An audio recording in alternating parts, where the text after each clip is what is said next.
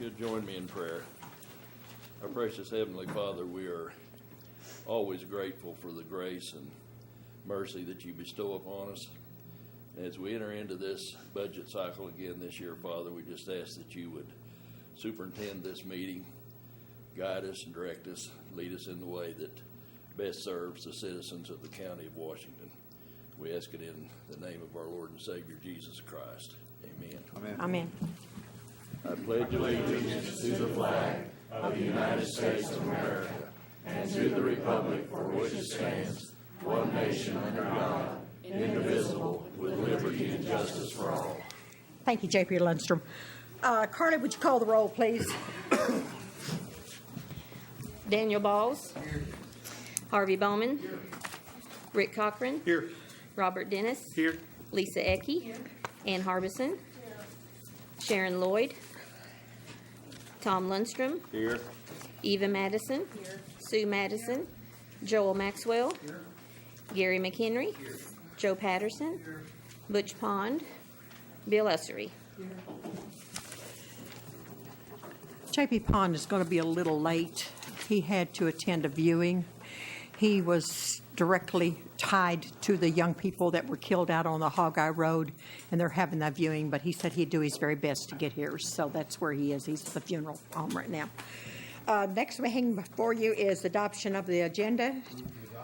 I have a motion and a second. All in favor say aye. Aye. Opposed, same sign. Thank you. The next thing we're going to have is the process for the 2017 budget preparation.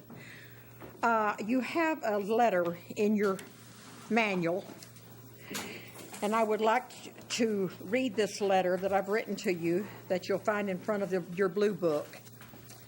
And I think, you know, when we get started on a budget, we have to all be very concerned. So what I would like to do is, Justice of the Peace, I want to put some thoughts out there regarding last year's budget process. I believe it is incumbent upon me to say some things and to say them in a way that there is no misunderstanding. I told you at the beginning of the hearing last year that the product and the process would belong to you.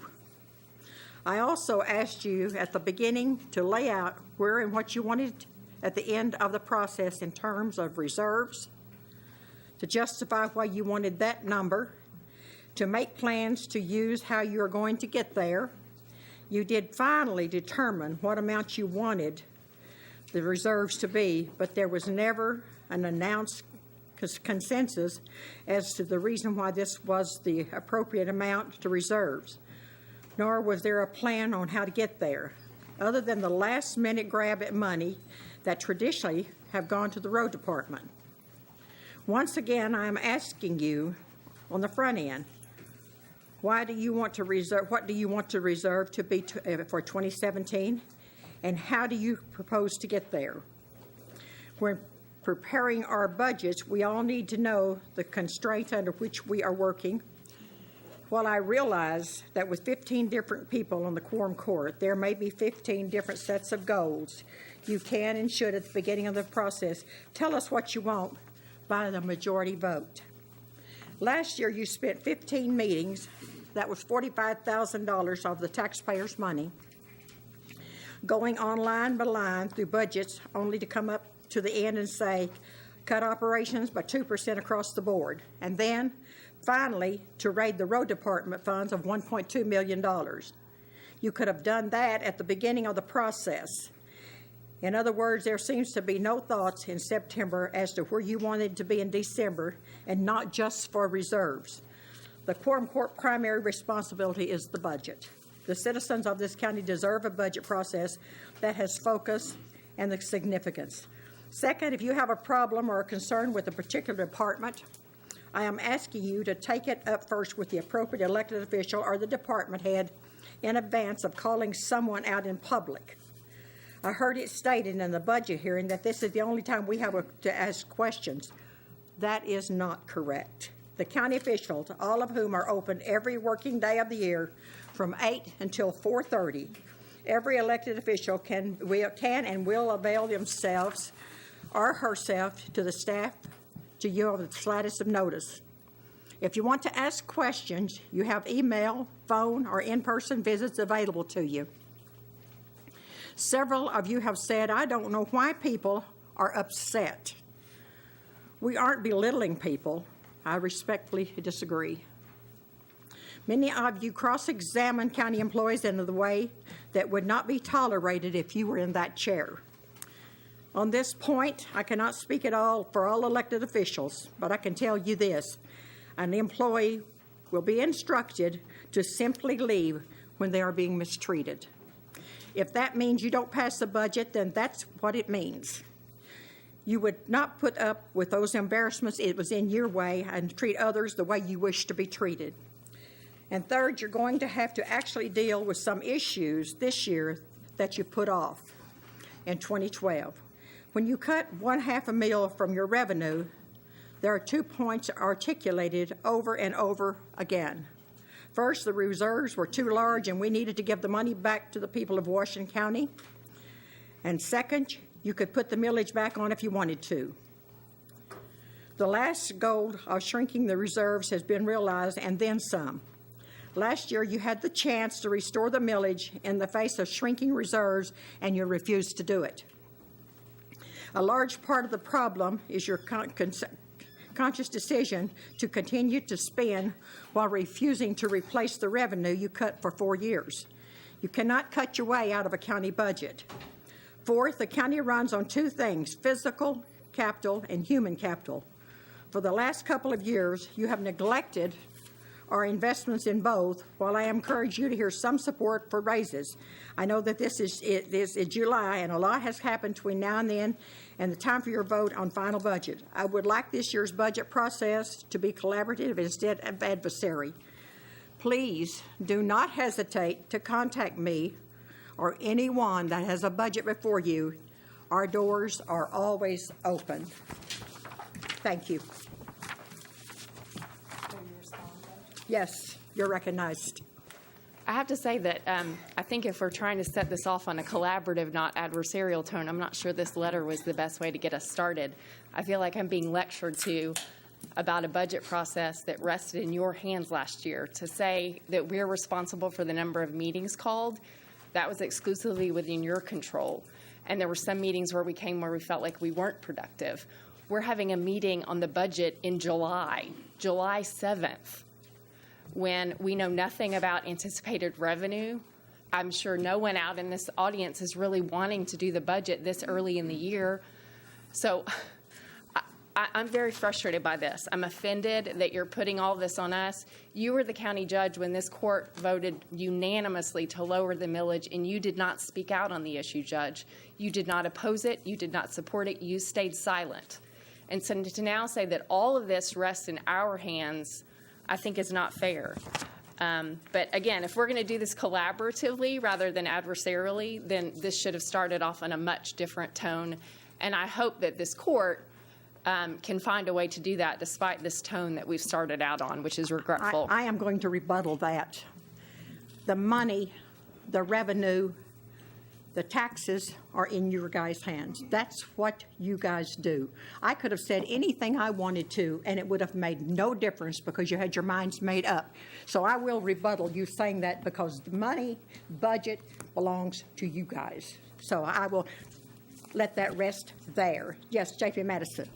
Thank you, Madam Judge. I'd just like to say how very sad I am to have our budget process start with this accusatory tone. And if anybody's being belittled here, I feel like we are. This is not our full-time job. And I, for one, feel like the public's business needs to be done in public. And I shouldn't be running behind doors to elected officials or department heads or whomever all the time when the proper place to discuss their budget is here. That does take a lot of time. If I have a specific question, I might call them up. But we need to all hear this discussion. What if 15 people went to talk to the comptroller or the grounds and maintenance people? They might get a little bit exasperated with that. But I would like to pretend that we can move beyond this letter and have a cooperative tone to the budget this year. And work together with the county judge's office and the other elected officials. But I am saddened by this opening. Thank you. Judge. Yes, go. You're recognized, Judge. Judge Lindstrom. I just wanted to mention that I was the one that made the motion to lower the property tax by $500,000 because we had $18 million in reserves, and it passed the Quorum Court unanimously. So I don't know of anybody that disagreed with that concept. I just read in the paper where our state legislature and our governor want to reduce state income tax because we have $170 million in reserve, which is excessive.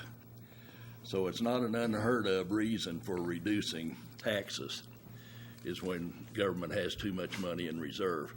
But anyway, I just wanted everybody in the audience and on TV to know why that motion was made. And shortly before that, we had like 22 million. So we had a lot of money laying around in those days before we started buying buildings and building decks and all the other things that took place shortly afterwards. But anyway, thank you very much, Madam Judge. J.P. Palmer. Yes, ma'am.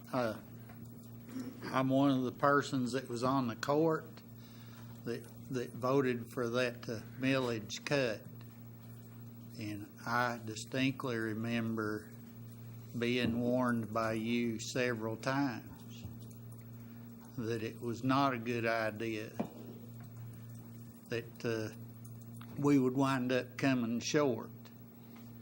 And also, I told you, after my response to you was, well, being one of the ones to vote for this cut, that I wouldn't have such a big problem voting to put that back if it did wind up causing us to have a shortage. Unfortunately, we didn't have enough my colleagues didn't feel the same way I did. I'm not for overtaxing the people, but I'm also not for cutting services to the point where we wind up having a hardship in the county as far as road improvements and that sort of thing. When you have to start cutting back on road improvements, you're going to hurt your own economy. And I'm talking about in the private sector. And I, like I said, I'm owning up to it. You did warn us not to do that cut. Thank you. Thank you, J.P. Palmer. J.P. Bowman. Thank you, Judge. You know, one of the things that I reflected on about this whole process was that the county was spending between $4 and $5 million more per year than we were taking in. And that's why that large surplus had disappeared. And we all know that when you start tightening budgets like that, when you see that kind of reserves disappearing, and you realize you need some money out there for tough times, some tough decisions got to be made. And they were made. And that was on our shoulders, as you said well. That it's our responsibility to do that. And I know that people who have their own budgets and have their own plans don't appreciate having some of those plans disrupted by taking money away that they thought would be coming to them. But that is a tough process, and that's why we're here, and I appreciate you pointing that out to us again. But that is why it has been so painful. It doesn't make any difference if it's a personal budget or a business budget or a county budget. It is painful to do, and we were charged with that responsibility, and I think we did it pretty doggone well. Thank you, ma'am. Thank you, J.P. Bowman. Okay, the next thing on the agenda is, I noticed most of you have noticed your blue books in front of you. I would like to commend Karen and Carly and Ashley and so many people. They've worked day and night trying to get these books ready for you. We're not going to go into line item budgets tonight, any of that type of stuff. I just wanted you to have the budgets in front of you, and you can take them. They're yours. So when you take them home, bring them back. because they're yours to keep and they're yours to study. And I thought it was a good time to get those to you for the very first meeting. If you have any questions on any of that stuff, feel free to call any of these girls that I have just mentioned. George Butler is also willing to be able to help you. I'm sure that Attorney Zaga is likewise. So just feel free, because like I say, when you first start looking, I think they've done an excellent job, but I wanted you to have this in front of you before we started actually talking about dollars and cents. So that's why I wanted these in front of you. Now I would like to take the Comptroller Ashley Farber to briefly review the materials that you have been provided.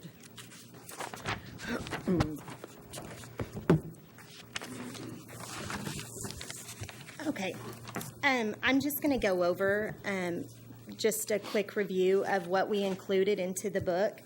Of course, please keep in mind that later on we will hand out more worksheets, information that you will also need to update your book for, because we do not have that available yet. Basically, it's split out into sections. Each tab is noted of which section you're reviewing. The first section is the financial data. The financial data is basically the same thing that you were given last year. It's just been updated with this year information. Section 2 is your budget controls. We inserted the 2016 budget controls that were adopted in December 2015. Section 3 is the glossary of terms that you will hear throughout all of the financial meetings that we hold, if you have any questions about them. Section 4 is revenue. We've not included any of the revenue, of course. 5 is the expenditure. And the expenditure, all that we included was the budget line item descriptions. And Section 6 is personnel. In personnel, we've included the history of the personnel positions, the descriptions, salary ranges, and I've had someone request kind of an estimate on employee raises, so I also included that on here as well. Around September 1st, we'll get a letter from AAC that basically is them explaining what they're going to increase the ranges and raises for the elected officials.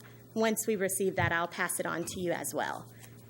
The last thing that we added this year was a new tab for discarded pages. Basically, what that's for, we thought it might be a good idea of when we hand you updated information, instead of it getting commingled with what you already have, you can remove what you already have and put it in the discarded pages section and add your updated pages there, if that will be beneficial. So that's basically what we're looking at. And like I said, as soon as we have more updates, we'll pass them out. Just sit tight. J.P. Ecke. Thank you, Madam Judge. Thank you for all the work that you did, Ms. Beeks and Carly and everybody else. I do have one request, though. Mm-hmm. At our last meeting, I brought a magnifying glass because I couldn't see. And this is really, even with a magnifying glass, I'm 55, yes, but I cannot see this with glasses. If you could help me out, I'd greatly appreciate it. Not a problem. Thank you. You're welcome. Thank you, Madam Judge. J.P. Harbison. I just want to thank you for putting these books together. Last year was the most effective information that we had ever received up front as Quorum Court members going into the budget process. And I think this is a very effective way to do the budget. We have the information here. We can study this information, and then we can go from there to make the recommendations that we want. Thank you very much for putting all this material together. Thank you again. Anyone have any comments for Ashley? Thank you very much. Appreciate you. You're welcome. The next thing we're going to have is coming before us. This is why I have called this meeting tonight. We're not going to start studying budgets. As J.P. Madison said, we don't know the revenue. But I think the package that you're going to hear now from our insurance advisor is going to be something that you are going to all need to know before you even start looking at the budget. So, Nelson, if you'll come forward and tell us all the good news. Tom always gets suspicious when I show up for meetings, but I handed out, if you'll look on your desk in front of you, I handed out a little bit of a spreadsheet that will give you some understanding a little bit of what's been going on with the health fund. And I want to speak to that first before we get into the rest of it. For the last several months, we have seen a gradual increase in the balance in the health fund, the fund that we used to pay claims out of. I want you to look at that, but I don't want you to get a false sense of security by seeing the increase in this fund. We've got a rather large pending claim out there right now that if it comes to fruition this year, we were expecting it to hit last year, but if the claim does come through, it's going to hit us with about $350,000 out of this fund immediately. This is a shock claim. Our excess insurance carrier, the ones that stop the bleeding out of the checkbook, so to speak, our excess carrier last year at renewal lasered this particular claim, and lasered just simply means that it's not subject to our $175,000 retention like we normally have. This one was lasered at $350,000 because of the size of the claim. They were going to laser it at $450,000, and we negotiated that down to $350,000, and that's where we are. I can't sit here and tell you when it's going to hit. I can't sit here and tell you if it's going to hit, but it is likely to hit this year. It's an organ transplant, and that's all I'm at liberty to say because of HIPAA issues. So that is out there. Other than that, the fund has been holding its own so far. Last year, when I came before the court with my part of the budget, one of the first things that I asked for, and this will get Mr. Lundstrom's blood pressure back up, about an $821,000 increase over 2015 for 2016. That increase is due to the fact that we are or have been leaking money out of the insurance fund to the tune of about $80,000 a month on average. They're spending more money than we're taking in as far as revenue. The court presently is putting in per position, that's per budgeted position, not necessarily somebody serving in that position. But for each budgeted position, the Quorum Court is funding the health fund at $411 a month. That's going in from the county side. The employees are paying a portion of the premium for themselves. If they have a spouse insured, then they're paying the full cost of adding the spouse. Lindsay's going to give us those figures in just a minute. If they have employee child, then the employee pays the full cost of the children insured on the plan. And if it's a family plan, the employee pays the full cost of the family plan. So that where the sharing comes in is on the employee side only as far as the county is concerned. We have several retirees on the plan. State law dictates that they're allowed to stay on the insurance plan as long as they desire to do so. And the retirees pay 100% of the cost of the plan. They pay that $411 the county kicks in plus whatever their proportionate premium is, whether it's a single individual or individual and spouse. So just to give you some figures, employee only, the employee that's enrolled in the plan, just employee only, is paying $74.56 a month into the plan in addition to the $411 the county's putting in. Employee spouse, the premium is $257.17. Employee with children on the plan without a spouse is $197.17.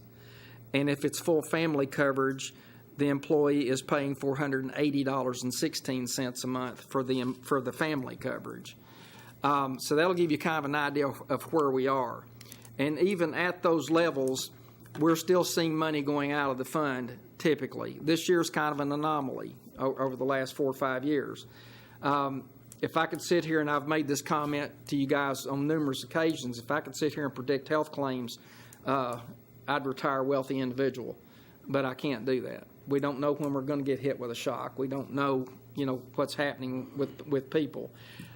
So this is something that we're going to be coming back with a couple of times with some proposed repairs, fixes, whatever you want to call it, plugs, to stop finally, once and for all, stop the leakage out of this fund. For the last 16 years, it's been a Band-Aid approach. The court has been very, very hesitant to raise premiums to the employees. I applaud that. We've got numerous employees at the county that still are at a point, income-wise, where they're having to make a decision whether they buy a loaf of bread or whether they take a child to the doctor. And that's unfortunate, but that is the case. So from several times, you guys have put a load into the fund on several different occasions. I believe it was not last year, year before last. I think after 2 of those, we put close to $1 million into the fund. If I'm correct, Tom, I think that's about right. Last year, when I asked for the increase, I was asked by a couple of you, when do you want to put that money into the fund? I said, I don't, not yet, because putting it in there is not going to help the problem. Putting it in there will keep the fund solvent, but for a very short period of time. It's going to run out. We're still not bringing in enough money. So a permanent fix is what we're trying to take a look at. And there's a couple of different things that we're doing in this regard. I'll give you just one example. The numbers I'm going to give you are very preliminary numbers. We've got actuarial studies happening right now. We're out for bids this summer because this is the year to bid the third-party administration services on the health side and also the group life insurance side of the benefits program. And one of the studies that we came back just on one area, just the prescription drug coverage to the plan. If we went across the board and increased the copayment that the employees and families pay for drugs, $5 across the board, $5 increase on generic, brand, non-preferred, and on the Tier 4 drugs, just that $5 increase in that copay would save the county approximately $100,000 in expense from this fund. That's significant amount of money. We spend somewhere last year, I think we spent a little over $800,000 on prescription drug coverage alone. And that's a lot of money. I think the total cost to the plan, I don't have those numbers in front of me right now, but the total cost to the plan, all inclusive in 2015, was about $4.2 million. So that's about what we're spending every year. This year, that's going to be about 5.1 or 5.2 is what we'll spend in 2016. We've got, the Affordable Care Act is kicking in some more beginning in 2017. You're looking at a potential increase to the health plans, not just the county, but health plans in general, of about 30 to 35% in the cost of health plans.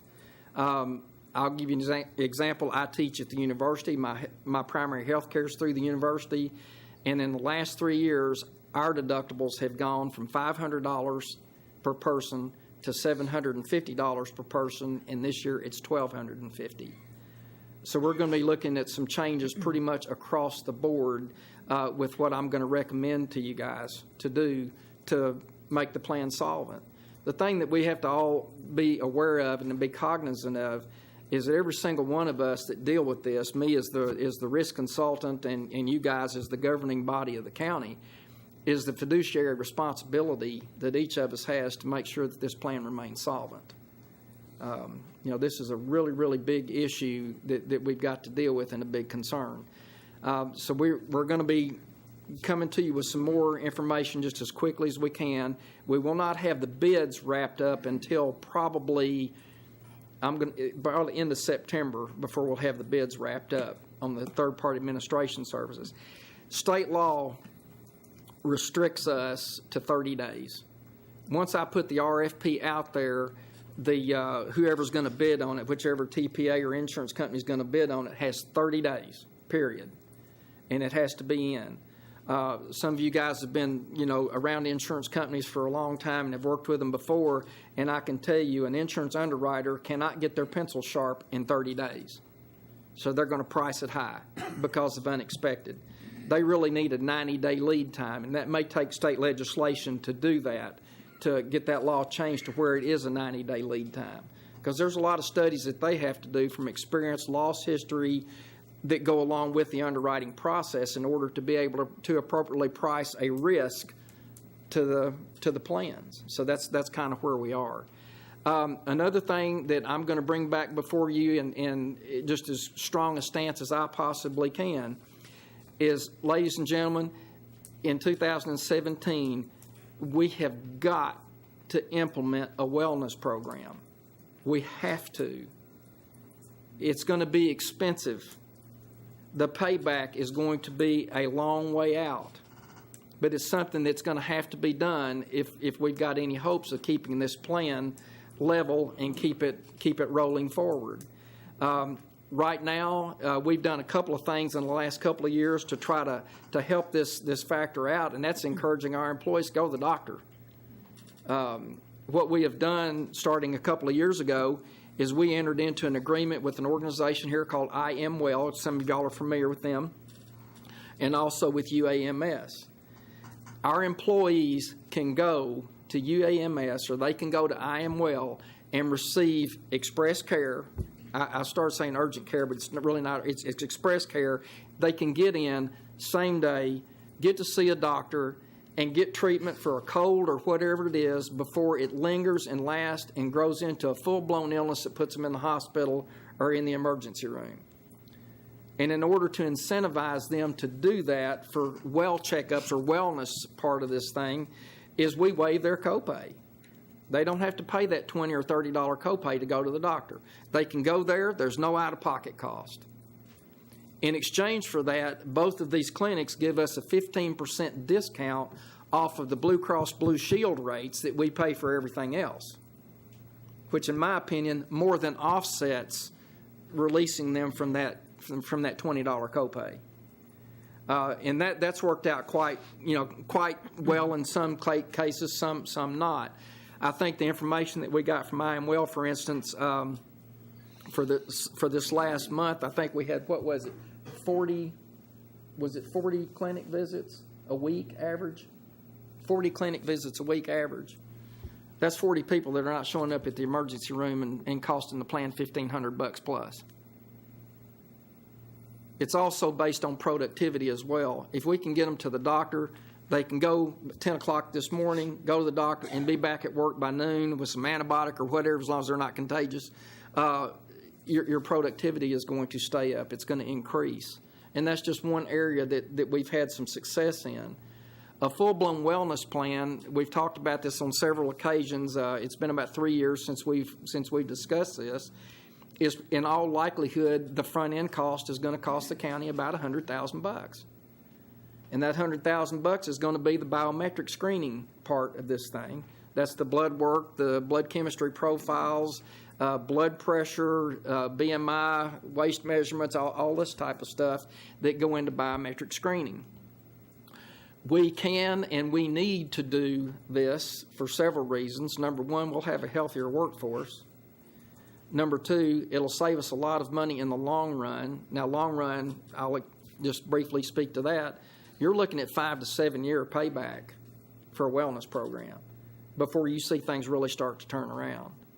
And we're talking about catastrophic illnesses. One of the things that happened with one of the clinics that we are using for express care is the very first month that they worked, one of our employees went in to get checked for something, and when they checked their I believe it was blood pressure, wasn't it? Was it blood pressure or diabetes? Diabetes. It was diabetes. They found out that they were a brittle diabetic, and they didn't even know they had diabetes. And that one visit to that doctor probably saved that person's life. I mean, that's how serious this stuff is. One of the things that we have to take a look at is more and more is our healthcare costs increase, or the delivery of healthcare increased, and our insurance costs increase, is what can we do to drive down that cost? And that comes with those two words that none of us like to hear, that personal responsibility aspect. We're going to have to take charge of our own wellness, our own health, or we're going to pay for it one way or another. So that's kind of where we are right now as far as dealing with some of these issues. I've got some pricing coming from a couple of different sources on the biometric screening alone. But along with that, you have to have health coaches along with that. So we're in kind of the process right now, the preliminary process of getting that done, and I'll be bringing that information to you guys as it develops and as we get some more hard numbers. I guess I would open it up for questions at this point. J.P. Judge. Lindstrom? I'm not sure I'm understanding everything you're saying, but it sounds to me like you're suggesting that we increase the cost of health insurance to the employee. That's going to be part of it, Tom. Okay, well, in the 10 years I've been here, we've done that one time. And at that time, you said that we could not increase it more than 5% or we would lose our Grandfather status. That's correct. So I would like for you to explain to us a little bit what the ramifications of all that may be in terms of what it might cost the employee versus what it will cost the court. Thank you. Right now, just to address that question, we were held to the grandfather status under the Affordable Care Act, and that's the reason that when we did this, we could only do it one time, and that was an increase in the premium cost. It was also an increase in deductible, an increase in copay. We could do that one time under the Affordable Care Act without penalization, without losing the grandfather status. Depending on who you talk to with Health and Human Services this week, we're going to lose grandfather status anyway. And right now, with the way our health fund is performing or not performing, the grandfather status loss is going to pale into comparison as to what's going to happen with our health care, with our health fund of the county employees. So really, that's not even a factor at this point, Tom. Right now, we're looking as much as a 30% across the board increase. We're looking at increases in annual calendar year deductible. We're looking at increases in copays for not only office visits but the prescription drug program. The bulk of the cost, the way the actuarial study is looking so far, the bulk of the cost of increase is going to be on the family coverage side versus the individual employee side, because that's where the claims are coming from. Retiree portion, you've got the same issues there. We're doing some research on the retiree portion, and again, state law requires that the retirees can stay on the plan as long as they decide to do so. I'm going to encourage our retirees to take a look at Medicare supplements. You get a good Medicare supplement that will pay virtually, most things that Medicare does not pay, and they can do that significantly less expensive than they can stay on the county's plan. So those are some issues we're looking at as well. Now, I'm not going to suggest by any stretch of the imagination that we jack the insurance premiums 30% starting January 1. You're going to put a bunch of employees into bankruptcy if you do that. I think what we're going to have to take in consideration is a phase-in program over a 2 or maybe 3 year period of time to get these premiums up where they should have been 15 years ago. We made recommendations, 15, 16 years ago. We need to increase the money going into the plan by this much, and it didn't happen. And I don't disagree with the reasons why it wasn't done. But now we're going to have to pay the piper. If we see that 30% on our employees, that 30% is going to apply to the $74, is it not?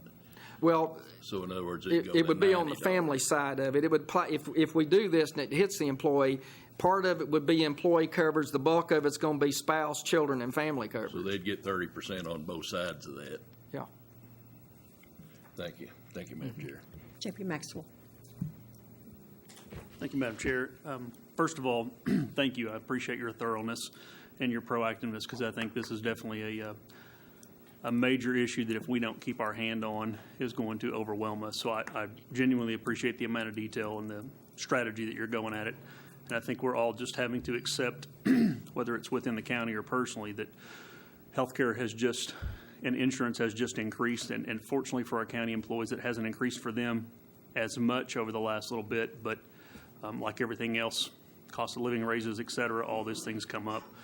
One of the solutions that I've seen large entities, particularly school districts and major employers use, and I'm not suggesting, I want to give you a chance to either think through it, or if you've already processed through that, to give us your opinion, but it may or may not be applicable for us, but I've seen people hire a healthcare provider, might be a doctor if the employee count was high enough and the situation demanded. It might be a physician extender like a nurse practitioner or a physician assistant, but actually hiring them full-time to serve the entity, and they actually serve on staff.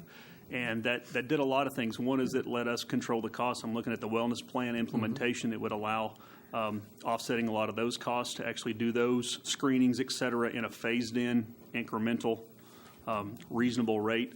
So you have some cost savings there. You also have basically, we would provide our own health care as well as our own insurance. And so the efficiency around that, and then it's a huge bonus to the employees because there's no time off from work. If they come in and it's just something that they normally would have spent hours going to and from, waiting, et cetera, if that healthcare provider is here on staff, then it's a convenience for them, and it also results in less productivity, less time away from work, and less pay reduction for them if they're hourly, et cetera. So is that something we've considered? And if not, is it something that might work for us or something we could process down that path? It's something that we have looked at, we have considered.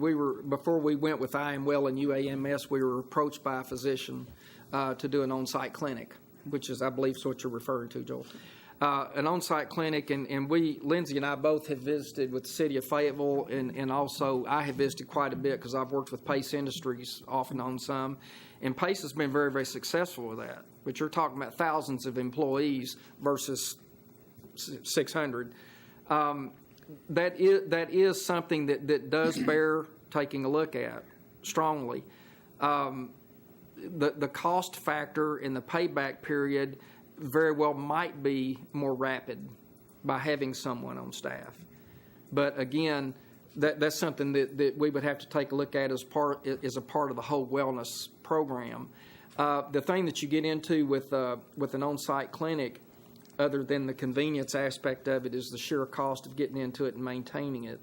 Whether that's an APN or whether it's a physician or a combination of the two, is certainly something that is not out of the realm of consideration. We're looking at everything that we can right now. All options are on the table. Some of the ones that have been a little smaller scale have done a 3-day-a-week physician extender on-site, Right. maybe contracted with a physician if you need to do something that's escalated so that you don't incur the cost of having them on staff all the time. Right. And you could use that partial time to offset your screening, et cetera, still get the benefit from that, but not incur the entire full 40-hour-week plus expenses. So if that's something that we can look at, and if it's a good option for us that actually provides good health care and also provides an efficiency on the cost savings, that'd be great. Thank you very much. While you're on that topic, just something I forgot to mention a while ago, one of the other things that we're looking at as an option for the county as well is going into a dual program. In a dual program, I mean going to a high-deductible HSA fund type health plan, which is a bare-bones plan, a plan that basically meets the specifications required by the Affordable Care Act. The deductible level, instead of being $345, the deductible level would be anywhere from $3,000 to $6,000 with a funded HSA. The health savings account, right now we've had dealings with medical spending accounts. I think all of us have at one time or another, which are typically a pre-taxed savings plan for health care, which are use it or lose it plans. If Harvey pre-taxed $3,000 into his medical savings account and didn't spend it all, by the deadline, then he forfeits whatever's left in there. HSAs don't work like that. It's a rollover provision that continues to grow. And for some of these employees and families that are young and healthy, they're great. They're excellent. It gives them an opportunity, while they are healthy, to build up a significant resource that's transportable as well. And a part of that HSA program, I would probably be recommending to the county that the county fund part of that HSA. I think maybe you're reading the rest of my notes here, because that was my next question, because those oftentimes end up being very lucrative for the individual. Yes. And also very lucrative for the county, because they bring personal responsibility and personal benefit or consequences back to each of us that make those healthcare decisions. So when you need it, it's there, and you don't have to spend it all this year. But if you don't need it, you profit, and I think that promotes good management. Thank you very much. Thank you. J.P. Bowman? Thank you, Judge. Nelson, I'm wondering, is there dramatic increases in health care costs associated with the Obamacare kind of deal, the or Affordable Care Act? Some of it is, Harvey. We've been seeing double-digit increases in health care delivery costs for the last 25 years. So some of it is the Affordable Care Act because providers, and I'm talking all medical providers, I'm not picking on physicians, I'm talking pharmaceutical companies, everyone, all providers of health care are in a process, in my opinion, of making hay while the sun shines, so to speak. They're taking advantage of the situation, with everything from indigent care to being forced by the Affordable Care Act to eliminate the pre-existing condition exclusion from health plans, and so they're raising their rates as fast as they can, while the government is going to allow them to do that to hopefully take up the slack for what's coming. I think it's going to hit everybody. Demographics is a part of it. I mean, just bottom line, we're living longer. There's more stuff out there, more medications out there to keep us alive longer. Not necessarily talking about quality, but I'm talking about quantity. And there's so many different things out there right now that are driving cost. Pharmaceuticals are just ridiculous. They're really, really expensive. Yeah. We've got some medications out there right now that the average per dose cost of those things is approaching $2,000 per dose. And I guess one of the things I've noticed is Northwest Arkansas seems to be building hospitals like crazy. Seems like every time you open the paper, they're announcing a new location. And I'm wondering if this tremendous surge in volume is related to people who have not been insured before hitting the hospitals. That's part of it.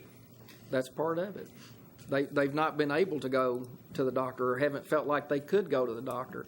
I think one of the things that, just in the healthcare discussion in general, that we really need to keep in mind and keep on the table is a standpoint that insurance, regardless of what kind it is, whether it's health insurance or automotive insurance, is designed to protect us against catastrophic loss, against catastrophic coverage.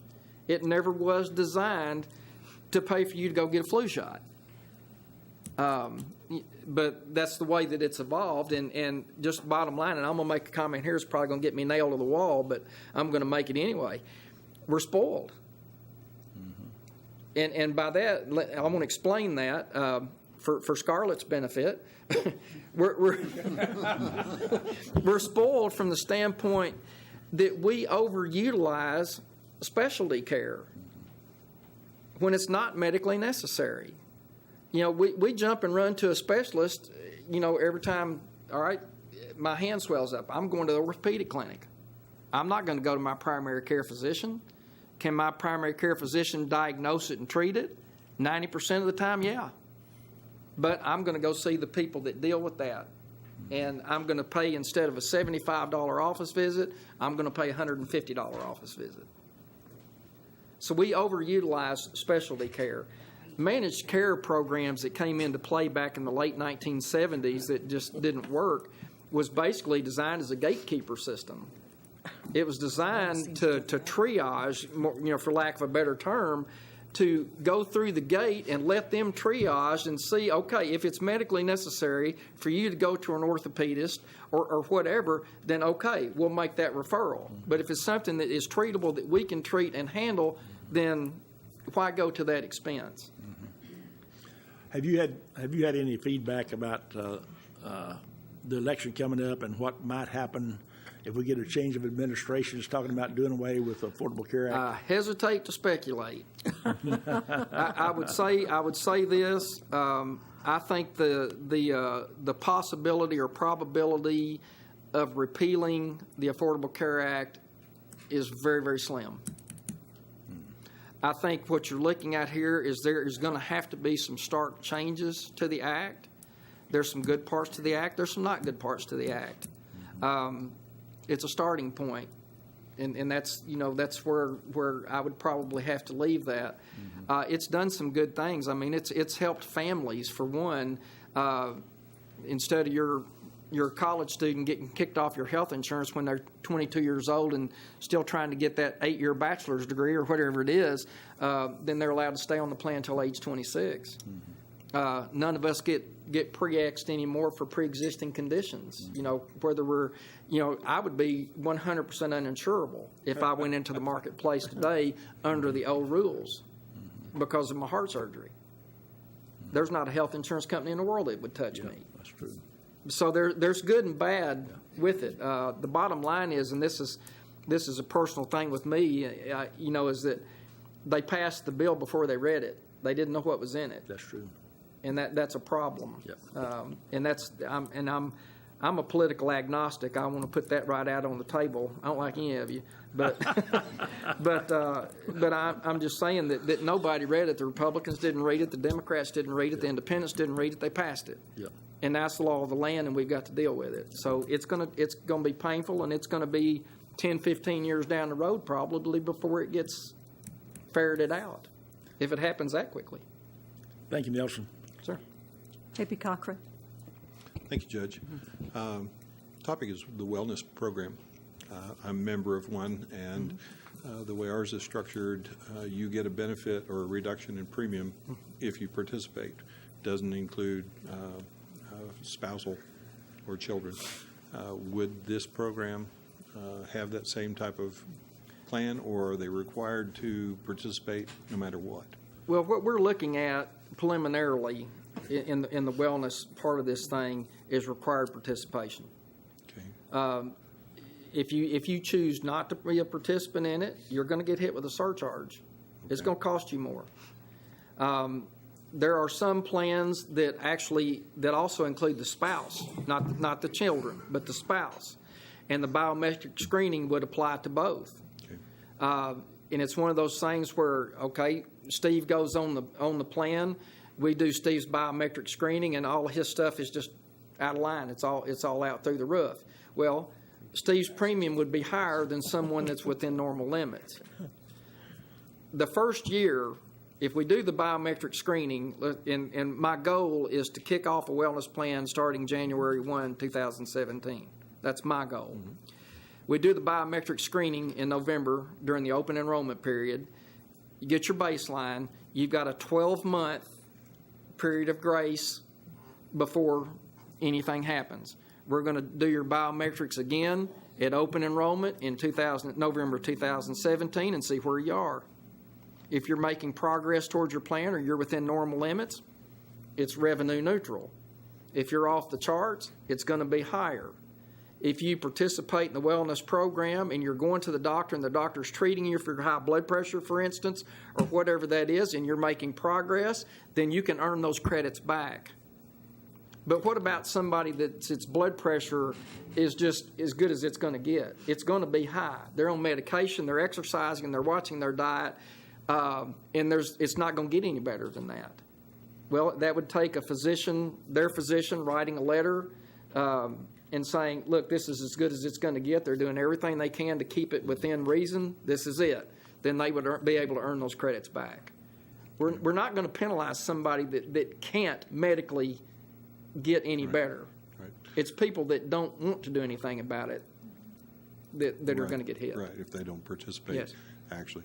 On the dual program, where you have an HSA or traditional, how likely do you think that the folks that are left over are going to be in a higher risk? Because as you mentioned, you have a young family, everybody's healthy, let's go HSA because the premium's lower and I don't expect anybody to have any major surgeries or whatever. You can have an accident and spend 10 grand in the hospital. That's one of the caveats of going into a dual program like this is the concept of adverse selection. Right. You're going to get some people that know right up front that there's no way in the world that an HSA is going to make sense for me. I'm going to stay put right where I am. Right. And you are going to have some of that. Right. So we're cranking the numbers both ways. Okay. All right. Thank you, Judge. Anything else for Nelson? If I worn y'all out enough? I think everyone wants to know more, but I just don't think we have more to tell right now. I really don't right now. Yes, J.P. Bowman. Thank you, Judge. One other thing if we go ahead and fully implement this program as you're thinking about it right now, what kind of additional increase in our cost do you expect? I'm sorry? How much additional increase in our budget for the health care? Right now, as things look right now, regardless of what we do, you're looking at probably, just from what I've seen from the TPA service and from our excess insurance, in the pharmaceutical side more than the health claim side, at least at this point, you're looking at probably 8 to 12%. 8 to 12%. All right. Can you convert that for me in how many dollars? You're probably looking somewhere in the neighborhood of, I'm going to say $350,000 to $400,000, probably. Okay, so under $500,000. And that is to go ahead and implement this wellness program as well? I'm sorry? No, that does not count the wellness Well, program. if we You can add implement the $100,000 on wellness top of program that. along with that, that's what I'm trying to figure out. $500,000, probably. So we're talking about $1 million increase next year if we do the wellness program and the No, you're talking about maybe probably $500,000 $500,000. Oh, okay, $500,000. Okay, instead of the 820 from last year. okay. But that, again, that just depends on how claims run for the rest of the year. We've got Okay. 6 months left, and so that's kind of a shot in the dark Okay. at this point. And so you think in 5 to 7 years will be a payback on that? Okay, thanks, Nelson. You're welcome. Thank you, Nelson. Appreciate your time. You bet. The next thing we have on the agenda is a report from our Human Resource Director, Lindsay.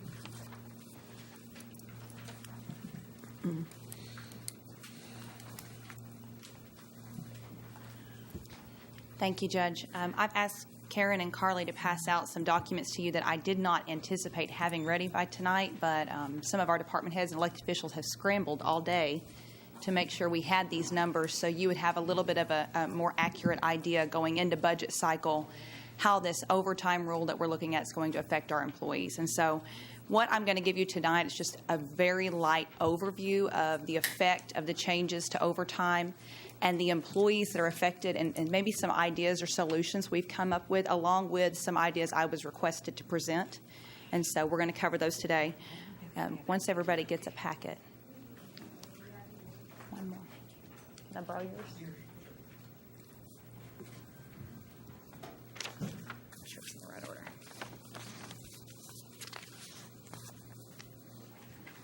You have one more page? Yeah. And this one is already stapled. Thank you.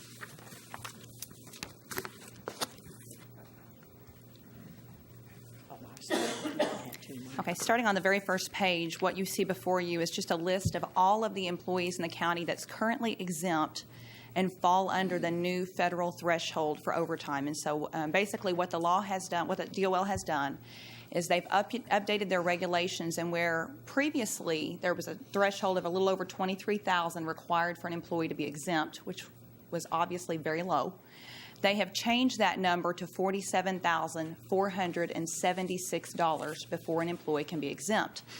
They still have to meet a number of other criteria, duties, tests, and things of that nature, but if they meet all of the other tests, the new threshold has doubled from the previous threshold. So the first page that you see in front of you today is a list of 34 employees that are currently on payroll that now fall below the current threshold. These employees are classified as exempt at the time being, but come December 1st, their pay will not be sufficient for them to be classified as exempt. What that means is the county has to make a decision whether or not we raise their salaries to meet the new threshold, or we reclassify them as non-exempt employees, pay them hourly, and budget for overtime or comp time for those employees.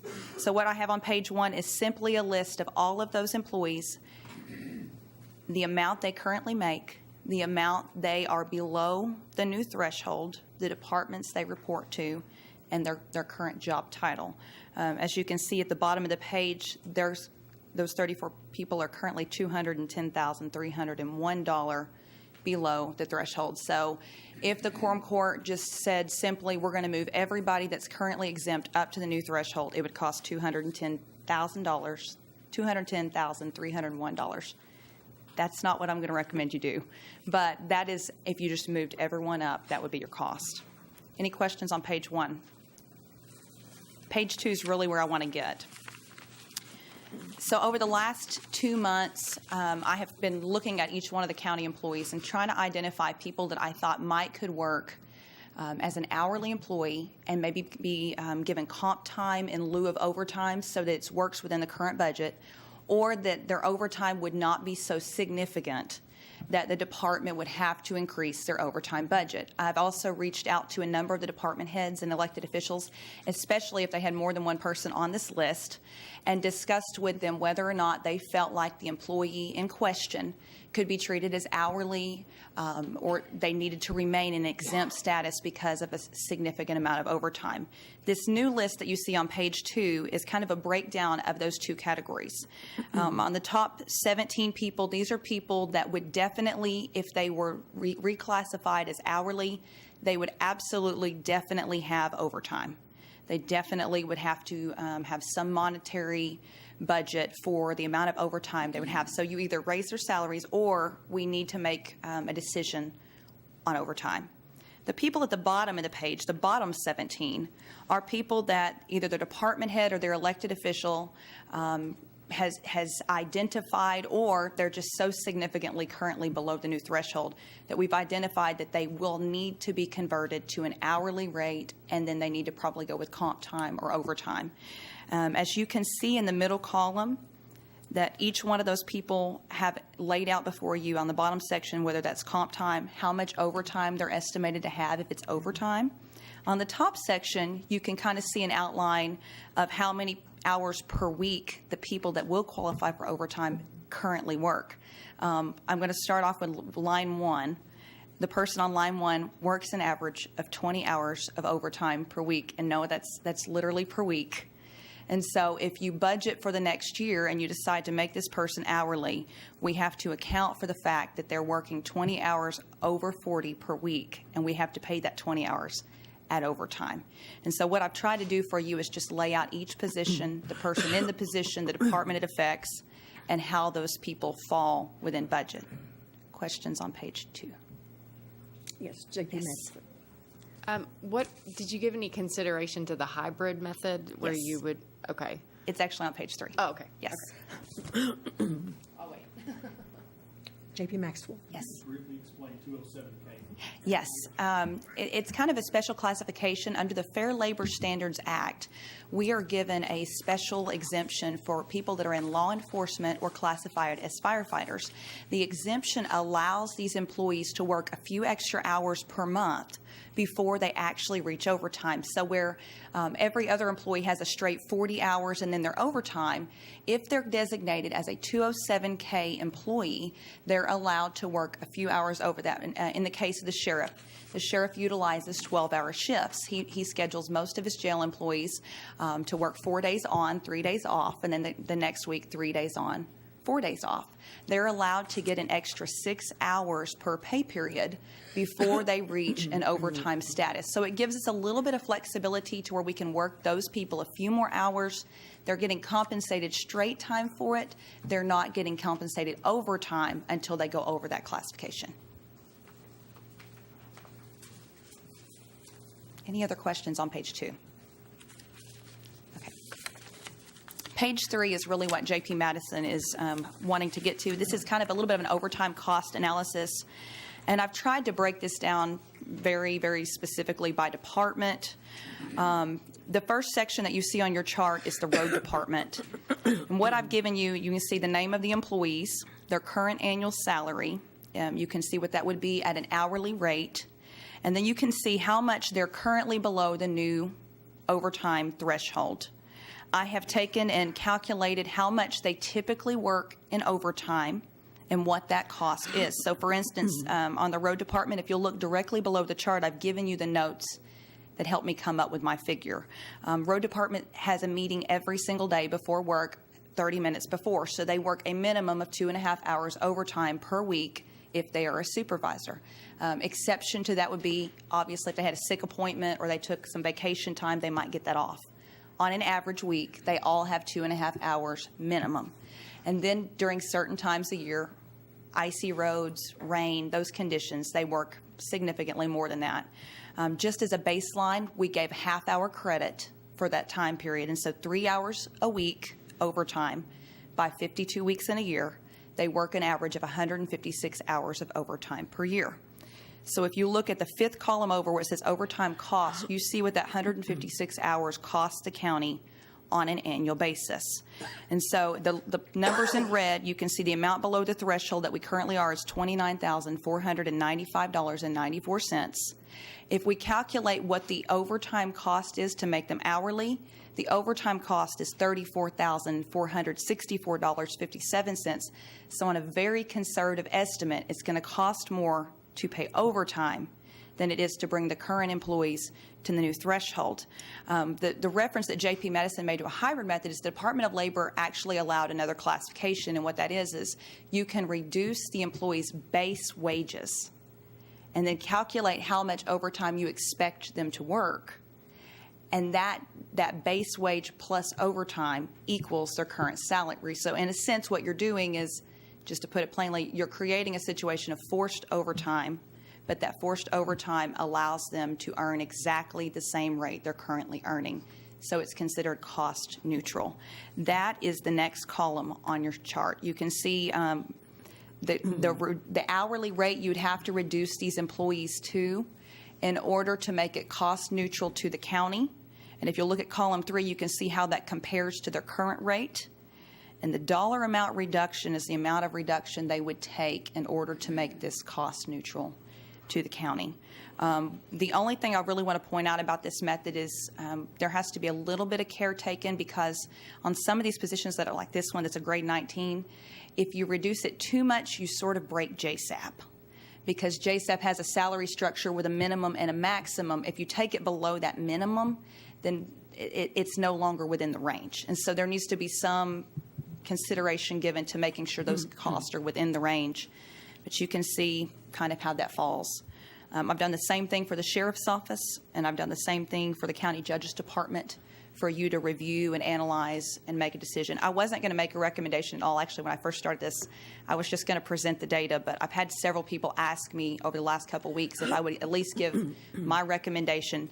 I have put that in the last column. I'll only speak to it if you want to hear it, but basically I've tried to find what I thought was the most cost-effective measurement for all of these people without reducing base pay. And of course, if the court decides to go that route, that's an option. I'm an HR director, and I'm going to advocate for the employees not to have a reduction in base pay, because I think that every one of them that currently hold positions, they deserve what they're being paid. I can tell you a number of these people that are putting in 20-plus hours of overtime per week. I cannot imagine looking them in the eye and saying, we're going to reduce your base wage so you can continue to work 60 hours a week. And so I just have a hard time with that. So that's not going to be my recommendation.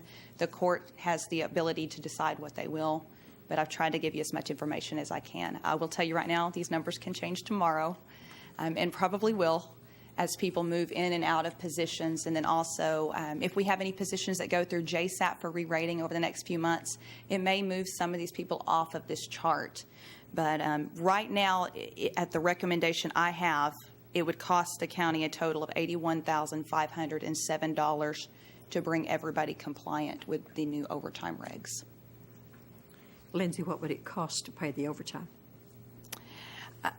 From what I have calculated so far, if you do it for every employee, you're looking closer to $140,000 to $160,000. If you don't reduce base wages and you just calculate overtime, roughly $140,000 to $160,000.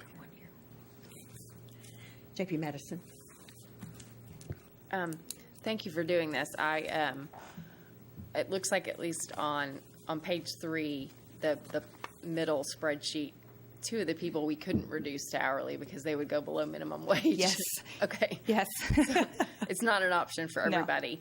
No. I mean, I'll just say that this is what I do for a living, and so I've been looking at this. And one thing that we have been advising clients on is, in doing this process and looking at the people that are going to be affected by the change, to make sure that in fact they are exempt, they're properly classified. I mean, I know you're thorough, but I just sort of want that assurance, because it doesn't make any difference. It's not worth the expense of bringing someone up to the new exemption level if in fact they're improperly classified and Right. should be paid hourly anyway. So have you done that as part of this process? Yes. Okay. We actually went through pretty thoroughly, and I feel very comfortable that the people on this list truly meet all of the duties tests to be overtime. And at least they didn't change the duties test. Yes, yes. Okay. I mean, I'll just say that I think a combination of all varieties of things is the best, because somebody that, could switch to hourly and it be a very modest hourly rate reduction, that doesn't mean a lot to them. But, some of these that are going to be reduced significantly, that's a bigger deal. But I think you've done a good analysis. But I would say to the court that I think that most companies, well, every company is grappling with this nationwide. And most are coming up with some hybrid of the three. Some people are being raised to the new level. Yeah. Some people are being converted to hourly to get overtime. And then some, in fact, they're just doing this sort of neutral. They're being switched from salary to hourly, with it being cost effective with a change, or cost neutral with a change to their hourly rate. So sort of all three are being used to figure out how to do this. And because I anticipate some people asking, because I know Benton County has voted to ask the Attorney General's office to sue the government to prevent these regulations from taking effect. My firm has been studying these regulations for many, many, many months. And one of my law partners in our D.C. office is the former wage hour administrator of the Department of Labor. And she's been very, very intimately involved in this process. And has testified before Congress. And Ms. Huffaker heard her speak to the local SHRM folks not long ago. And she says that there's no way that these can be challenged in court. We may be able to sue the government, but they're within their authority to do this. And I'll also say that from an employee perspective, it's long past time for this salary minimum to be raised. I mean, think about what's $23,000 a year. That's not a lot of money to be considered exempt from overtime, and that you work, however many hours a week you work. It's been over a decade since that number has been increased. It is time for an increase. People might argue that the increase was too much, that doubling was a little bit aggressive. But I think for those of us that are looking at this as sort of a negative, I think it's time to take these people who work on a salary basis up from $23,000. Some might have suggested something a little more in the 30s as sort of a more moderate approach, but this is going to take effect. I mean, it's what the conventional wisdom in D.C. is saying. And so we need to not try to fight it and just do what Ms. Huffaker has done and figure out a way to implement it at the best cost way for the county. So thank you for doing this. J.P. Lloyd. Thank you, Judge.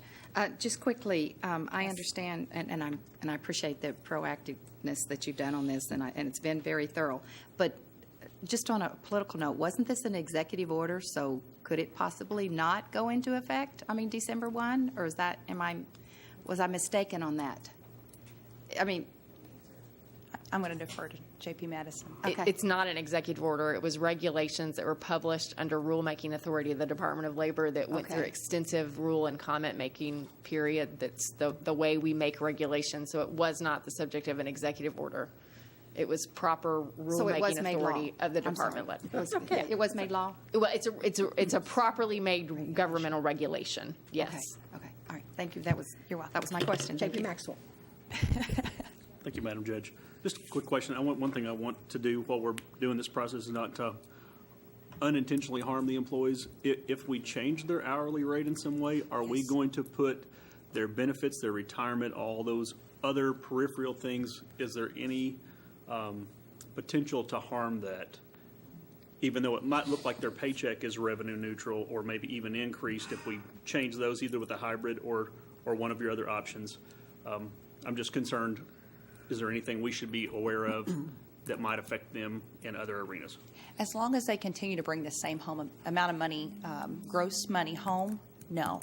It really don't matter whether it's earned as overtime or it's earned as straight time. If it's earned, then the same amount is going to the retirement system and the same amount is going to Social Security. So.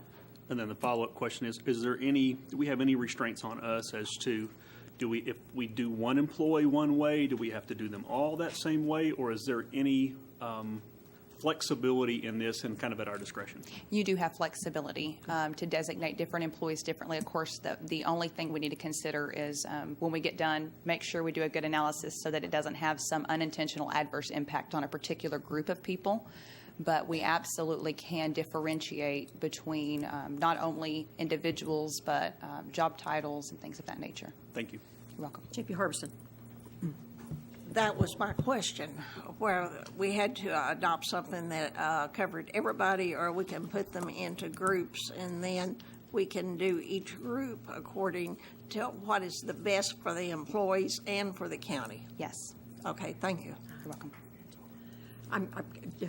J.P. Cochran, I'm going to recognize Steve, then I'm going to come back to you, if that's okay. Go ahead. I just wanted to, I think this speaks to both J.P. Maxwell's and J.P. Harbison's comments.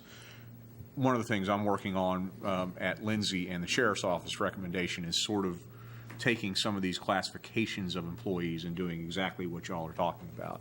I'm not near there yet, but I was hoping to have something to present to everybody in the somewhat near future on, for example, the difference in the Sheriff's Office between a patrol deputy, perhaps, and a dispatch manager. Is that all? Yes, ma'am. J.P. Cochran. Thank you, Judge. With regard to some of the really heavy hitters as far as overtime, have we considered giving a look at getting a part-time position to accommodate for that? I'm going to tell you that I'm not able to speak to that because some of these numbers literally came in at 4:45 today. And so I have not spoke to the elected officials, and they would be the ones making the request to add personnel. Right. And so I don't feel like I can adequately answer your question today. Well, it seems like that would be an appropriate deal, because if an individual is working that many hours per week, I know what it's like to work that many hours. It takes away from your family, it takes away from your productivity as well after a long period of time. Not saying that their salary should be adjusted. I just think that if we've let a position get so out of hand that the person has to work that many hours to cover the duty, I think we are in need of, not saying reduce their salary, I'm saying I think we're in need of staffing with regard to a few positions here.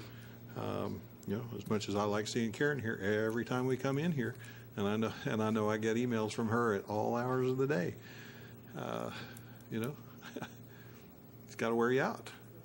And I think you're worth every penny that they're paying you, but I'd like to see you work a little less and get some extra help. And I think that's probably true for a few other positions, just to keep everybody sharp. So hopefully they would take a look at that. I'd be happy to talk to the different Thank you. departments. Don't be trying to get Karen less hours. I need her. Any other comments? Thank you, Lindsay. Thank you. No, she does work long hours. In fact, this week, she's been here about 10 hours the last 2 nights. So, trying to get your stuff ready for tonight. So she and Carly do an excellent job. And the next thing I have on here is our next scheduling meetings. It's going to be kind of tentative. I have scheduled a couple of tentative special quorum court meetings to continue the discussion of health insurance and salaries and other matters related to the 2017 budget. The next meeting is July the 28th, and then I have one that will be scheduled for August the 11th. Karen and you girls have worked this up. Have you checked with all of our JPs, or are they? It was on the calendar that was sent out to them. Okay. Well, if you have any problem with this, please get with Karen and talk to her. She's the one that takes care of the calendar. So that's tentative. The next thing is citizens' comments. Yes, you're recognized. Thank you. On other business, I would like to just mention I had Renee, after our discussion on Tuesday night. We don't have other business. We only have this particularly just for the budget review. That will be Monday night. I'd move to suspend the rules to entertain what we discussed. Thank you. Point of order. We're out of order. We need to start following our agendas. And we have an appropriate time to address this at personnel. Thank you. Okay, so now I need to rule on that.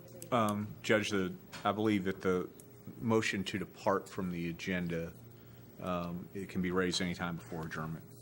So there was a proper motion, a second. It's not debatable. So with due respect to Justice Harbison, it's not that her point of orders, it's not relevant in light of the motion. So takes 2/3 to pass it. Okay, Carly, would you call the roll on that, please? Gary McHenry, Yes. Joe Patterson, Butch Pond, No. Bill Essery, Yes. Daniel Balls, Harvey Bowman, Rick Cochran, Robert Dennis, Lisa Ecke, Ann Harbison, Sharon Lloyd, Tom Lundstrom, Eva Madison, Sue Madison, Joel Maxwell. Yes. Okay, the floor is J.B. Maxwell. Go ahead. Thank you, Madam Judge. Ms. Bybee with Grants and Administration brought something to our attention on Tuesday night, that the need for staffing, and then we kind of discussed the fact that staffing that was budgeted under her department was actually being used 100% in another department. So one of the things I asked her to do is just to help us have something hard and fast to see what revenue would be generated from perhaps some extra staff. So if you don't care, Ms. Bybee, to come up and give us just a little bit of explanation on a couple of these numbers, I think that might be helpful. The one thing I would point out, we discussed taking on a couple of municipalities like Farmington, Prairie Grove, Fayetteville, Goshen, had 3 entries there. And if you do the math on the known homes at $2 a customer, which is what we discussed, that's about $15,864 of additional revenue if we take on these new interlocal agreements and bring on the extra work to the county for city governance of those. If we increase that rate to, I think $3 was mentioned at some point, to $3 per customer, then that's a $23,796 additional revenue generated just by taking on the municipalities, not any county work. And that, by the way, also leaves off the bottom, the Knolls, I believe in Goshen, doesn't have a known amount of current homes. So any current homes there would be an additional stream of revenue. So that's a place of revenue that I think additional help for Ms. Bybee would generate some revenue and make this, if we decided to add a part-time or a full-time position to help her with this, could very well be revenue neutral, or if anything, revenue positive, depending on what we set the rate at. And then additionally, I want Ms. Bybee to explain the potential revenue from the grants for administration, if she would. As you mentioned, we would have the revenue from the community sewer systems. Then potentially, if there was extra help and we could do extra paperwork, there are indirect cost rate agreements, and then there's a 10% de minimis agreement that we could do on federal grants. We have not done those in the past because they're very time consuming and take a lot of extra paperwork. But to give you an example of if we were to receive a 10% de minimis cost rate on a $325,000 grant, then potentially that de minimis rate, which is meant to pay for administration cost, my salary, my office, utilities, office supplies, that could potentially equate to, off of a $325,000 SAMHSA grant, it could equate to $32,500. Also, another thing to mention is my office administers HIDA funds. Previous to last year, I don't think that we'd ever used the administration fees that HIDA gives the county, and that's another $5,000 a year. And then there's just some other Bureau of Justice grants and other federal grants that allow the 10% de minimis. And then there's also there's the ability, if given the staff and the time, to negotiate an indirect cost rate agreement for up to 20% of the total cost for administration fees.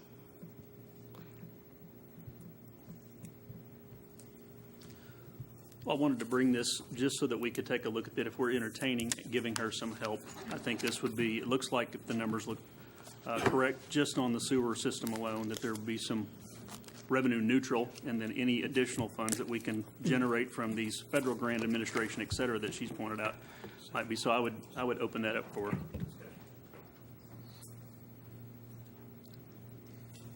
I've got J.P. Harbison first. Okay, and then I'll start recognizing.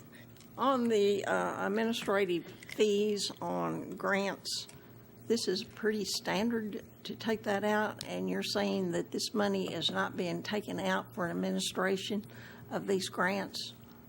That's correct. To take that out, you have to write the grant in the front end and work on the budget narrative, include those administration fees in your budget narrative, and then when the award comes in, then you're awarded those fees. If you don't work on the grant on the front end, on developing the grant, the federal grant, and writing the budget narrative and the abstract, then you don't add those fees in.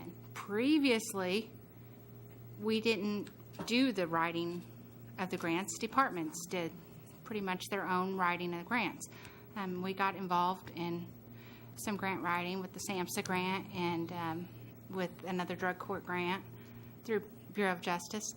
And so, if given the time and opportunity, we could devote more of our time in tracking new grants, moving our office forward, tracking new funds, writing new grants, and getting new money to build how much we get each year.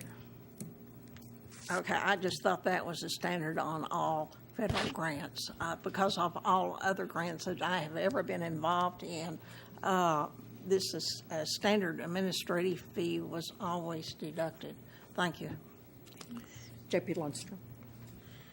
I just think it's important if we approach this properly. This is one of our actual money-producing departments, which is very important, and she does a very good job with it.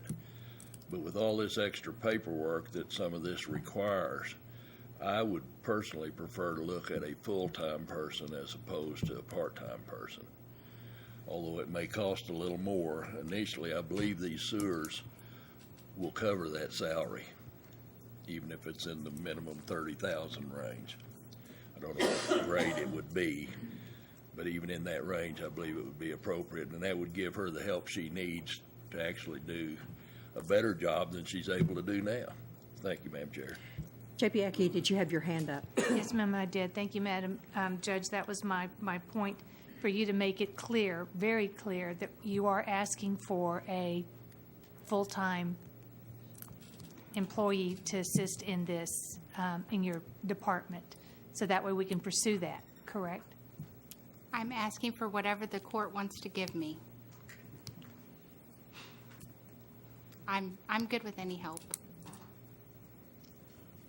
I agree with J.P. Lundstrom that this needs to be a full-time position, fully funded, because you're going to be bringing in more money to the county. And we appreciate you and thank you for this information. This is a solution. Thank you, Madam Judge. I'm sorry. J.P. Sue Madison. Thank you, Madam Judge.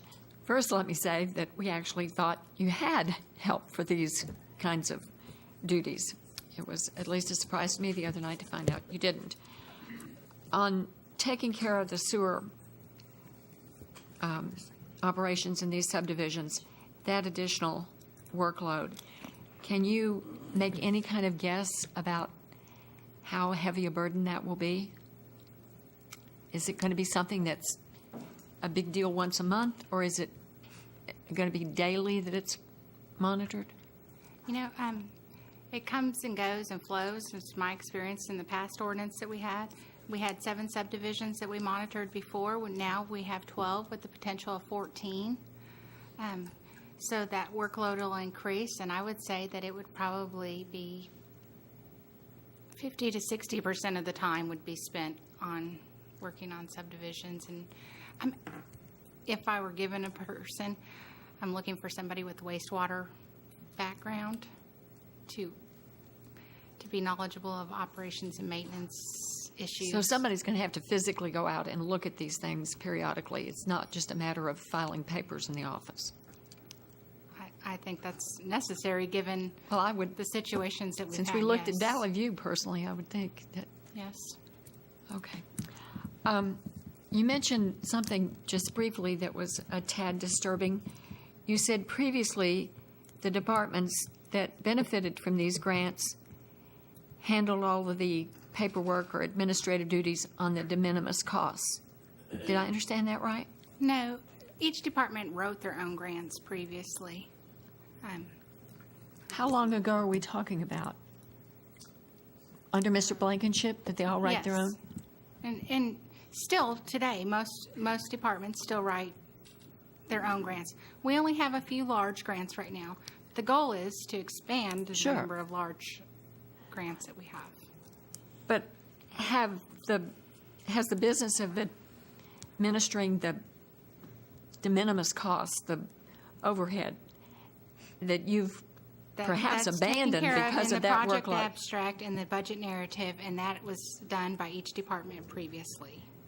So it was previously done by the department submitting the grant, and if they're no longer submitting the grant, but you're doing it, that's been left off, Yes. just because you couldn't compute it all.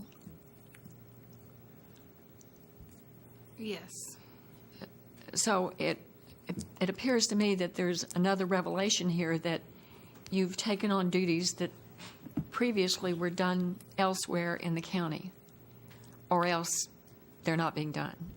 Well, I think that these are just newer types of grants, and then there was also the in 2015, the old A133 standards were amended, and now we have uniform guidance under section CFR 200, and so it rewrote the federal laws on ways grants could be handled, because previously most of the grants disallowed any administrative cost, but when the Section 200 was written and adopted in 2015, then I think it changed the rules, the federal rules for grants, in that you can start charging the 10% de minimis in your new budget narratives and your project abstracts, which my office didn't previously do those. Okay. We administered the grants after the money came in. We didn't work on obtaining the grants and writing the grants prior to the money coming in. And nearly all of our grants are federal government grants. It's about a 50-50 ratio. Do the other grants allow for these kind of expenses too? State grants typically don't, but a lot of usually the state grants are the smaller grants. Federal grants are larger awards. Okay. Well, I think this is very good information to have before the personnel meeting, and I want to thank J.P. Maxwell and you for bringing this to us tonight. Thank you. J.P. Cochran. Thank you, Judge. The position that you're looking at, you say that you'll take whatever we give you. When we met last, you felt, as I understand, that a full-time position was probably the best suited for the volume of work that you have. Was that a good understanding, or? I'm comfortable with whatever you want to give me. What, based on the best guess you have for your job description, what salary range or what pay grade are we looking at on that? I talked to Ms. Huffaker today. Okay. And we looked at some other job descriptions in the previous job description for this, and I think it would rate it about a 16. Okay. It's a part-time position. It does not have to go through JSAP. If it's a full-time position, then it would have to go and be rated at JSAP. Gotcha. Okay. Well, looking in our handy-dandy book here, on page 612, 16 comes in annual salary. If it's full-time, on the minimum, I believe first column's minimum. Yeah, minimum would be 32,703 and change. Midpoint 36,000. So somewhere between 32 and 36,000 plus benefits would be our cost for a full-time employee. And based on the additional revenue numbers that you got in there that Justice Maxwell was pointing to, pretty well covers the cost of a person to do those duties, and you said that they would be somewhere around 50-60% of the time handling these septic systems. That would give them, a couple days a week to help you with other grant activities on average, and then the benefit of that would be to gain more federal grants, the de minimis fees for those grants, and other grants. So I think a full-time person is probably a good bet. So I guess my question is, what's the proper procedure for us to go for a full-time position? Do we start with personnel? Do we go to Mr. Pond's committee and do that at the next meeting? I would, okay. I would, Do you want to answer a question? You're recognized. Go ahead, Butch. I've got two other people in front of I you. would understand that, as it was originally, and it's the only reason I voted no, is this discussion was going to come about at our next personnel committee meeting, and also I'm a little concerned that maybe we don't have all the information we need at this time.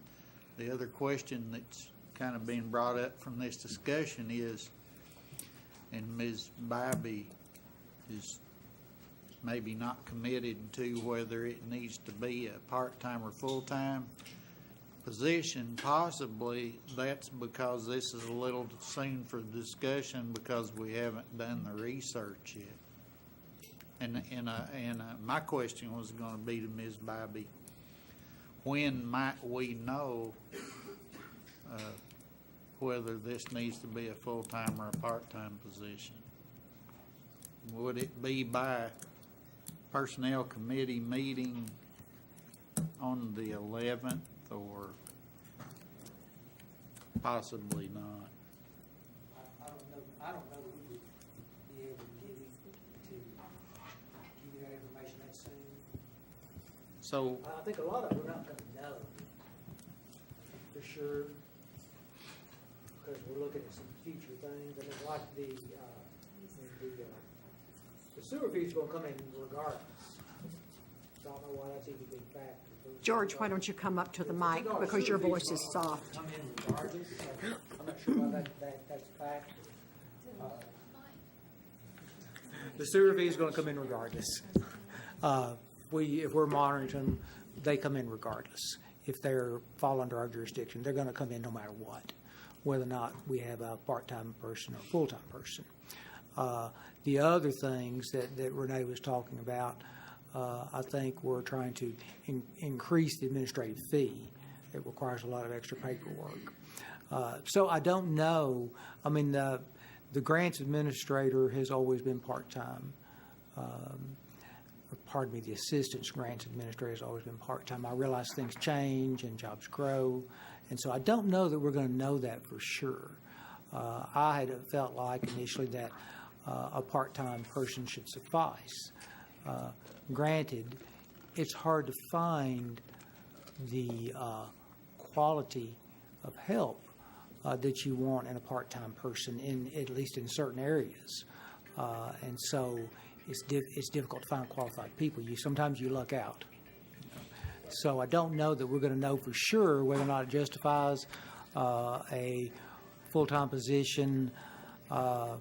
Either until we start out with full-time and this person doesn't have enough to do, or if we start out with a part-time and we decide that either we're not getting the quality of help that we need or that simply a part-time person is not enough. Go ahead, Butch. Yes, ma'am. We're back to the thing the statement I made before. I can't at this time say it needs to be part-time or it needs to be full-time. I can't have my mind made up without some kind of something on paper. Let's go ahead establishing that. But I think in the past, have we not started out with something like that? If it's iffy with part-time, and then if it Butch, hang on just a minute. I've got yes, two or ma'am. three other people ahead of you. Let's go ahead and recognize the floor. No, Okay. I still have the floor. Yes, Judge. go ahead, Yes. J.P. Cochran. Thank you.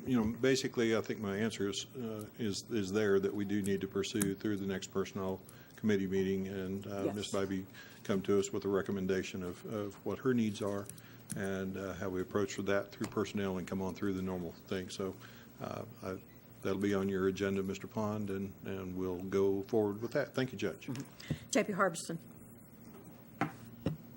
Well, my suggestion is that we go with a halftime, and we've got from now into the first of the year to see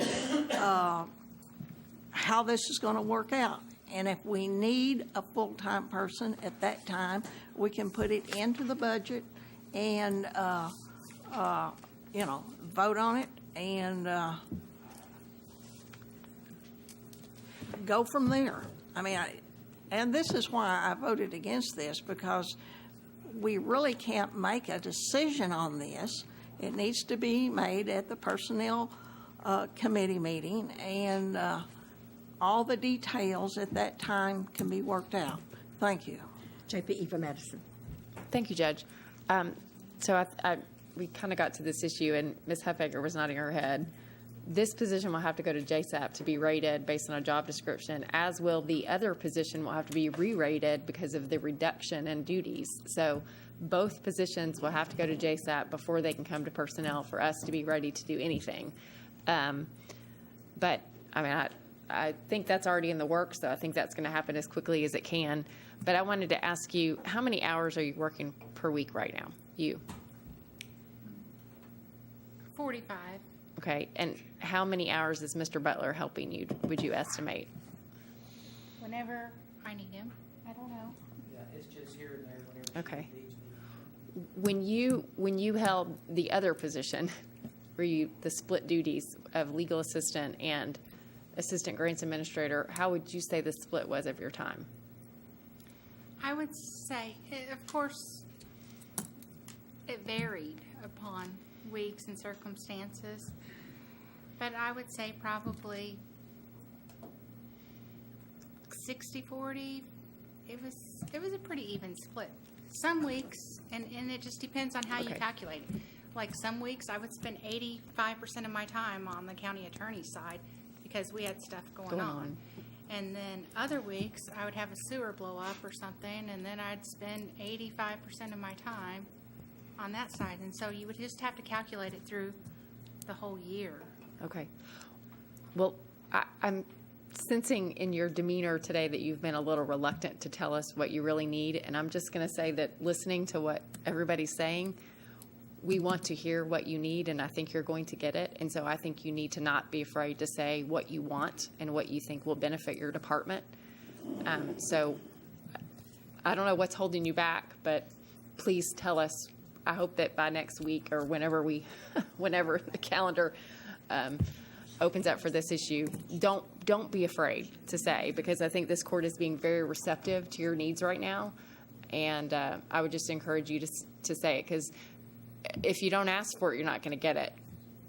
And you know the rule of negotiation is always ask for a little bit more than you need anyway. So don't. I sense reluctance, and I would just encourage you to be upfront with us and not be afraid to tell us what you really need.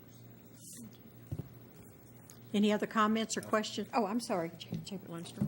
I didn't get you down. Well, I just want to suggest that it seems to me like it would be important with this sewer issue. We got 12, and you're looking at possibly 14. That problem is going to grow rather than diminish. And if we hire somebody who has water quality qualifications and so forth, understands the regulations concerning these systems and the water quality, how to test, et cetera, it would be difficult to get somebody on a part-time salary that's educated in that field. So I'd like to make sure we think about that as we consider this whole issue, because we're looking at a long-term situation here and a growing situation with these sewers. There may even be more because housing is growing again now. So I just like for you all to keep that in mind as you look at this situation. Thank you, Chair. JP Ecke. Thank you, Madam Judge. Ms. Bybee, I want to encourage you to stay the course. Help is on the way. I know that it can be overwhelming, and I know that it can be frustrating and almost to the brink of it's not worth it. But you're worth it to us, and we thank you for the courage and for your steadfastness to stay the course. Help is on the way. Thank you. JP Madison. Thank you, Madam Judge. While we're having this full-time versus part-time little struggle here, I want to point out that our goal is probably to increase and enlarge the number of grants we get and the types of grants we get, and that hasn't really been an option given the current situation because of lack of help. So with the sewer plants and the administration of these grants, and with the hope that we will see more grants, I think there's a very strong case that a full-time person is needed here. So I'm helping you. Thank you. Any other comments? Thank you, Renee. Citizens' comments. I'm sorry. Okay, you're recognized. Sorry, I wanted to make a comment when we were talking about the meetings. I would encourage us, we've already got 2 other meetings scheduled before we're even going to have any revenue predictions or anything. If at all possible, I think those presentations ought to be combined into our regular quorum court meetings. I mean, I don't know why we couldn't hear from Nelson Driver at one of those meetings. And I mean, we're criticized for having too many meetings last year, so let's find a way to have fewer. And I think right now, while we're not even reviewing budgets, we're hearing presentations that we can hear those at our regularly scheduled quorum court meetings.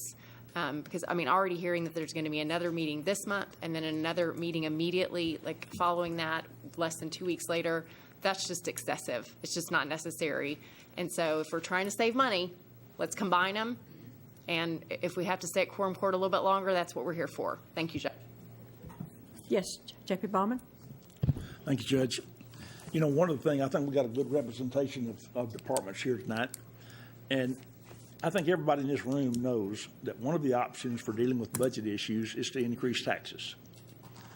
And, you know, we've struggled really hard, and departments have really stepped up the last couple of years to help reduce overall expenditures to kind of keep things under control and get us back toward the point that we've got a little bit of reserve there in case we have a really desperate situation. But, you know, my background is basically has been in very competitive businesses.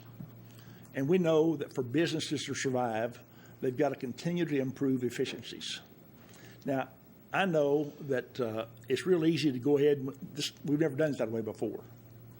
But I hope that everybody in this room will think about possible ways that we can continue to improve the efficiency of county government. It's awfully easy just to say, well, we need to increase taxes. We increase revenue. And that's the easy solution. But the real issue comes back to, are we being as efficient as we should be? And so I want to ask everybody to be very cognizant of that. And I recognize that there may be a point that we have to bump our millage to try to increase revenue. But, you know, everywhere we look, we're hearing about increased costs. The health care is just one of them. But, you know, the buildings and grounds, we heard about, you know, $300,000 we're going to have out here to seal the deck. And that's a new expense for us. So there's lots and lots of things out here that anticipate increases. So please, would everybody really think hard and think innovation of what we can do to maximize efficiency in all these departments. And I would certainly appreciate that. Thank you so very much. Okay, any other comments? Just a moment, please. Any other comments from the court? Okay, we're ready for citizens' comments. Come forth and identify yourself, please. You got 3 minutes.